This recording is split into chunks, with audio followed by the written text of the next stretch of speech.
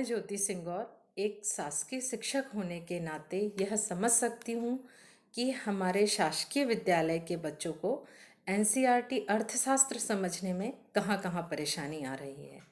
इसीलिए मैं एनसीईआरटी पाठ्य पुस्तक की विषय वस्तु को सरल एवं संक्षिप्त रूप में समझाने का प्रयास किया है। किसी देश की आर्थिक गतिविधियों का संबंध अर्थव्यवस्था से होता है, जिसमें वह अपने संसाधन का समुचित उपयोग करते हुए विकास करता है। वर्तमान परिस्थितियों में हम देखते हैं कि अर्थव्यवस्था एवं आर्थिक गतिविधियों का महत्व बहुत बढ़ गया है। हम अर्थव्यवस्था का अर्थ पहले समझने की कोशिश करते हैं। अर्थव्यवस्था दो शब्दों से मिलकर बना है, अर्थ धन व्यवस्था। अर्थ का मतलब होता है मुद्रा या धन, व्यवस्था एक स्थापित कार्य प्रणाली। इस प्रकार अर्थव्यवस्था वह संरचना है जिसके अंतर्गत सभी आर्थिक गतिविधियां संचालित होती हैं। या हम सरल शब्दों में कहें कि अर्थव्यवस्था ऐसी जगह है जहां हमें जीने के लिए जीविका उपलब्ध होती है, जैसे उत्पादन, उपभोग, विनिमय, वितरण, बचत आदि। अर्थव्यवस्था के लिए समाज या व्यक्ति बहुत महत्वपूर्ण होता है, क्योंकि वही निर्णय लेता है कि अपने संसाधन का उपयोग करके किन वस्तुओं या सेवाओं का उत्पादन करना है। हम जानते हैं कि हमारी आवश्यकताएं अनंत हैं, परंतु उसकी पूर्ति के साधन हमारे पास सीमित हैं। हर व्यक्ति की, समाज में जितने भी व्यक्ति हैं, हर व्यक्ति की आय एक निश्चित आय होती है। यदि मध्यम वर्गीय व्यक्ति है, यदि उस व्यक्ति के पास बाइक है, तो उसकी इच्छा होगी कि वो कार खरीद ले। यानी इस प्रकार उसका, ये तो मैंने एक उदाहरण देके समझाया, इस प्रकार उसकी हर व्यक्ति जिस वर्ग में है उससे उसको और अच्छा प्राप्त करने की इच्छा या आवश्यकता बनी रहती है। आर्थिक समस्या उत्पन्न होने के बहुत सारे कारण हैं। हम यहाँ पर तीन मुख्य कारण देखेंगे, जिसमें पहला है मानवीय आवश्यकताओं का असीमित होना। यदि व्यक्ति के पास घर नहीं है तो उसे लगेगा घर खरीद लूं, यदि घर है तो लगेगा बड़ा घर खरीद लूं। इस तरह से उसको हमेशा कोई नई आवश्यकताएं महसूस होती रहेंगी। ऐसे ही दूसरा कारण है हमारा साधनों का दुर्लभ होना। प्रत्येक व्यक्ति के आय के साधन सीमित हैं और उसकी आय से ही वह अपने परिवार की आवश्यकताओं को पूरा करता है। उसके पास आय के सीमित साधन है, अब उन्हीं साधनों से वो हर अपनी आवश्यकता पूरी करने की कोशिश करता है। ऐसा व्यक्ति के लिए भी होता है और यही बात अर्थव्यवस्था में भी लागू होती है। तीसरा मुख्य कारण है हमारे साधनों के वैकल्पिक प्रयोग। मान लो मेरे पास 100 रुपए हैं, इन रुपए से मैं बुक है, कॉपी, पेन या चाट खाना चाहूँ या चूड़ियाँ खरीद सकती हूँ। यानी कहने का मतलब है या इसका तात्पर्य है कि 100 रुपए का हम अलग-अलग वस्तुओं को खरीदने में उपयोग कर सकते हैं। हम यहाँ इसको एक उदाहरण के माध्यम से समझ सकते हैं कि एक कृषक है और उसके पास 1 एकड़ जमीन है। उससे उसके 25 कुंटल अनाज का उत्पादन होता है। अब वो 50 क्विंटल अनाज से अपना खाने का अनाज अलग कर लेगा। इसके बाद जितना अनाज बचता है, उससे वो अपनी अन्य आवश्यकताएँ पूरी करता है। जैसे कपड़ा है, दवाइयाँ हैं, बच्चों की फीस है, खेती के उपकरण हैं और अन्य आवश्यकताएँ। यानी उसके पास साधन सीमित हैं, परंतु उन्हीं साधनों से का उपयोग करते हुए वो परिवार की अन्य आवश्यकताओं को पूरा करता है। जिस प्रकार प्रत्येक व्यक्ति सीमित साधन से विकल्प का चयन करके अपनी आवश्यकता पूरा करता है, उसी प्रकार अर्थव्यवस्था की भी समस्याएं हैं। आर्थिक समस्या को चुनाव की समस्या भी कहा जाता है, क्योंकि आर्थिक समस्या का जो मुख्य संबंध है वो चयन से है। इस प्रकार मुख्यतः अर्थव्यवस्था की 3 प्रमुख समस्याएं हैं जो हम अपने पाठ्य पुस्तक में देखेंगे। पहला है किन वस्तुओं का उत्पादन किया जाए और कितनी मात्रा में। प्रत्येक समाज को चयन की समस्या का सामना करना पड़ता है। प्रत्येक अर्थव्यवस्था की प्राथमिकताएं अलग-अलग हो सकती हैं। यदि कोई राष्ट्र विकासशील अर्थव्यवस्था वाला राष्ट्र है, तो इस अर्थव्यवस्था की प्राथमिकता खाद्यान्न, शिक्षा एवं स्वास्थ्य की मूलभूत आवश्यकताओं को उत्पादन की होगी। क्योंकि विकासशील अर्थव्यवस्था की प्राथमिकताएं अलग होंगी और यदि वहीं कोई विकसित अर्थव्यवस्था है तो वहाँ की प्राथमिकता अलग होंगी। वो अपने संसाधन से महंगी कार, विलासिता की वस्तुएं, शॉपिंग मॉल आदि वस्तुओं का उत्पादन कर सकता है। इस तरह से हम देखते हैं कि अर्थव्यवस्था पर निर्भर करता है कि किन वस्तुओं का उत्पादन किया जाए और कितनी मात्रा में किया जाए। यह देश की जनसंख्या एवं मांग पर निर्भर करेगा कि उत्पादन की कितनी मात्रा। यानी इस तरह से हम ये समझ सकते हैं कि अर्थव्यवस्था के पास चयन की मुख्य समस्या होती है। जैसे एक अर्थव्यवस्था यह निर्धारित करे कि वो खाद्य पदार्थों का उत्पादन करे या मशीनों का करे, उपभोक्ता वस्तुएं बनाए या पूंजी। जब अर्थव्यवस्था में यह निश्चित हो जाता है कि किन किन वस्तुओं का उत्पादन एवं कितनी मात्रा में उत्पादन करना है, तब अगली समस्या आती है इन वस्तुओं के उत्पादन की तकनीक क्या हो। क्योंकि उत्पादन तकनीक अलग अलग हो सकती है। उत्पादन जो मुख्य तकनीक है वो श्रम विधि और पूंजी विधि है। श्रम विधि मतलब जहाँ श्रम की प्रधानता है और पूंजी विधि उसे हम मशीन विधि से भी कह सकते हैं। श्रम विधि जब उत्पादन में श्रम का अधिक उपयोग होगा।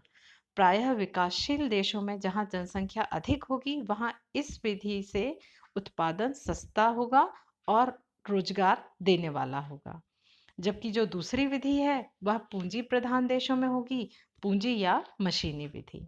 जब विकसित देश उत्पादन करेंगे तो मशीनी विधि का उपयोग करेंगे, क्योंकि मशीन द्वारा निर्मित वस्तुओं की गुणवत्ता अधिक होती है और लागत भी कम होती है। इस तरह से श्रम प्रधान देश में श्रम आधारित तकनीक होगी और पूंजी प्रधान तकनीक में पूंजी या मशीनों का उपयोग किया जाएगा। किसी वस्तु के उत्पादन में अर्थव्यवस्था ऐसी तकनीक का प्रयोग करेगी जिससे उत्पादन लागत न्यूनतम। इन वस्तुओं का उत्पादन किसके लिए किया जाए। तीसरी समस्या है कि अब इन वस्तुओं का उत्पादन किसके लिए किया जाए। किसी भी अर्थव्यवस्था में 3 वर्ग के व्यक्ति हो सकते हैं: गरीब वर्ग, मध्यम वर्ग और अमीर वर्ग। यदि देश में गरीब व मध्यम वर्ग अधिक है, तब सरकार उनकी आय एवं मांग को ध्यान में रखकर उनके लिए उत्पादन अधिक करेगी। जैसे गरीब देश है तो वहाँ पर बाइक है या सस्ती कारों का उत्पादन होगा, और यदि देश अमीर वर्ग अधिक है तब वहाँ की मांग के अनुरूप उच्च गुणवत्ता वाली वस्तुओं और सेवाओं का उत्पादन अधिक होगा। जैसे BMW कार है, मर्सिडीज कार है, जो ये महंगी कारें होती हैं, या अच्छे होटल्स बनेंगे, मॉल बनेंगे।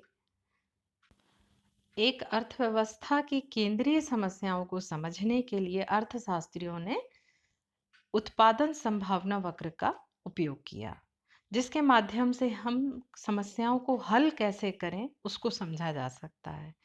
उत्पादन संभावना वक्र मुख्यतः 2 बातों पर निर्भर करता है। पहला है अर्थव्यवस्था में उपलब्ध साधनों की मात्रा कितनी है, और उस अर्थव्यवस्था में तकनीकी ज्ञान कितना। सीमांत उत्पादन संभावना समझने के लिए हम एक उदाहरण लेते हैं जो हमारी पाठ्यपुस्तक से ही लिया गया है। हम ये मान लेते हैं कि एक किसान है, उसके पास 1 एकड़ भूमि है जिसमें वह अनाज व कपास का उत्पादन करता है। तो वह हमारे इसमें दिया हुआ उदाहरण में तालिका में दिया हुआ है ABCDE 5 संभावनाएं दी गई हैं। किसान किसी भी संभावना का चयन कर सकता है। यदि किसान ए संभावना का चयन करेगा तो वह अपनी जमीन में केवल कपास का उत्पादन करेगा, यहाँ पर अनाज का उत्पादन 0 होगा। यदि किसान सी संभावना का चयन करता है तो उसे अपने कपास के उत्पादन में कमी करना पड़ेगा। ऐसी स्थिति में अनाज का उत्पादन 2 इकाई प्राप्त होगी। इसी प्रकार से यदि वह केवल अनाज का उत्पादन करना चाहता है तो वो ई विकल्प का चयन करेगा, जिसमें उसको अनाज का उत्पादन की 4 इकाई प्राप्त होगी, जबकि कपास का उत्पादन 0 हो जाएगा। इस तालिका को हम रेखा चित्र 1.1 के में दर्शाए हैं। इससे हम समझ सकते हैं A B C D E संभावना हमको वक्र में ए बी सी डी प्राप्त हुई है। इसे हम पीपी कर्व भी कहते हैं या सीमांत उत्पादन संभावना वक्र भी कहते हैं। ओ रेखा चित्र में हम ओ एक्स अक्ष में अनाज लिए हैं और ओ वाई अक्ष में हमने कपास लिया है। यदि ए का चयन करता है तो अनाज का उत्पादन 0 होगा और एक में हमारा कपास का उत्पादन 10 होगा। यदि हम सी बिंदु लेते हैं तो अनाज का उत्पादन वो 2 करेगा और कपास का उत्पादन 7 करेगा। इसी प्रकार यदि ई का चयन करता है तो ई के चयन में कपास का उत्पादन 0 हो जाएगा और अब अनाज का उत्पादन 4 हो जाएगा। इस तरह से ए बी सी डी चारों को मिलाने से जो वक्र प्राप्त होता है इसे हम सीमांत उत्पादन संभावना वक्र कहते हैं। उपरोक्त तालिका एवं रेखा चित्र से हम निम्न अवधारणा को समझ सकेंगे। उत्पादन संभावना वक्र। उत्पादन संभावना वक्र दो वस्तुओं के उन संयोगों को दर्शाता है जिन्हें दिए गए संसाधनों व तकनीक द्वारा उत्पादित किया जा सकता है। वहीं हम दूसरा बिंदु देखते हैं, अवसर लागत या वैकल्पिक लागत। नाम से ही समझ में आ रहा है, वैकल्पिक यानी विकल्प की लागत। एक अवसर का त्याग कर दूसरे सर्वश्रेष्ठ अवसर का चयन करना अवसर लागत कहलाता है। इसे समझने के लिए मैं आपको एक उदाहरण बता रही हूँ। एक व्यक्ति है, उसकी नौकरी लग गई है। उसकी नौकरी 3 जगह लगी। एक जगह 20,000 मिलने वाला था, दूसरी जगह 15,000 और तीसरी जगह उसे सैलरी के रूप में 25,000 रुपये प्राप्त होने वाले थे। तो कोई भी व्यक्ति होगा 25,000 रुपये वाली ही नौकरी करेगा, परंतु 25,000 रुपये की नौकरी करने के लिए उसे जो दूसरा अच्छा विकल्प था 20,000 वाली नौकरी, उसका त्याग करना पड़ेगा।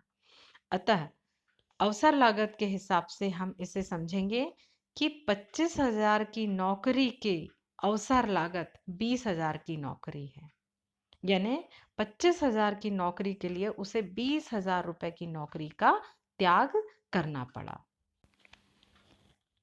किसी घर या परिवार के सभी दायित्व हम देखते हैं कि या किसी के घर में मम्मी लेती हैं या किसी के घर पापा लेते हैं। वही निर्णय लेते हैं कि घर का काम, कौन सा काम आवश्यक है, कौन सी समस्या है, उनको हल कैसे करना है।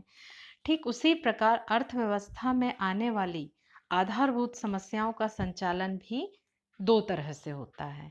एक है केंद्रीय सत्ता या सरकार या बाजार तंत्र के द्वारा सुनियोजित की जाती है।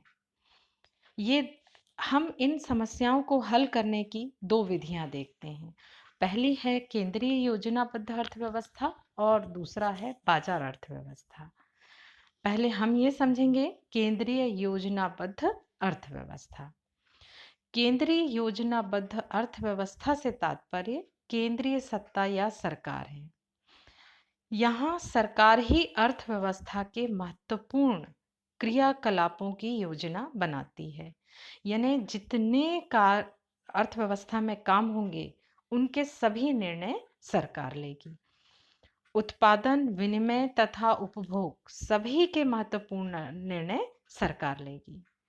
परंतु केंद्रीकृत योजनाबद्ध अर्थव्यवस्था में समाज कल्याण को महत्व दिया जाता है। जो भी काम होता है वो समाज के कल्याण को ध्यान में रख के किया जाता है।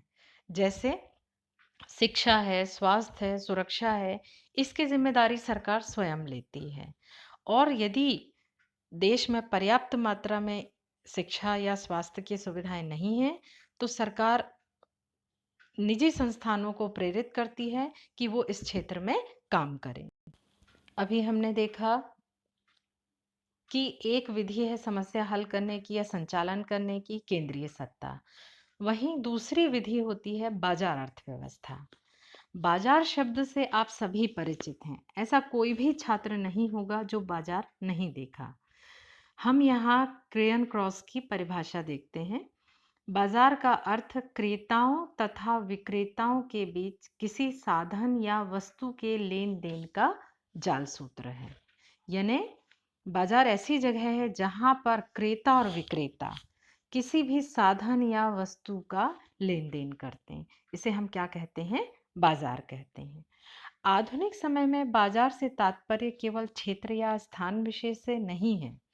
यहाँ वस्तुओं का क्रय विक्रय होता है, बल्कि अपने घर बैठे ही हम ऑनलाइन सामान खरीद सकते हैं।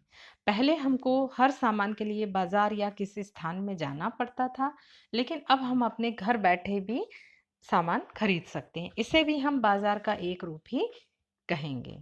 हमने अभी देखा कि केंद्रीकृत योजनाबद्ध अर्थव्यवस्था में अर्थव्यवस्था की सभी आर्थिक गतिविधियों का निर्धारण केंद्र सरकार करती है, परंतु बाजार अर्थव्यवस्था में सभी आर्थिक क्रियाएं बाजार की शक्तियां जैसे मांग एवं पूर्ति के द्वारा होता है।